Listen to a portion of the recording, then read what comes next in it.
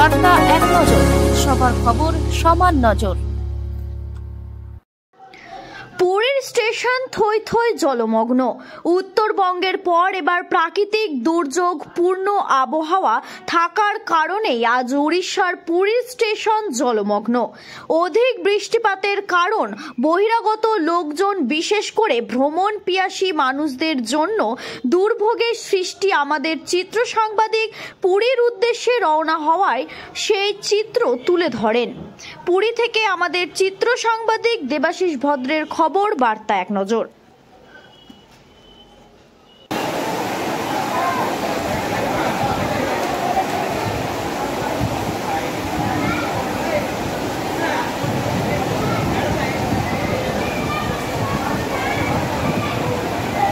পুরী প্ল্যাটফর্মের ভেতরেই জল।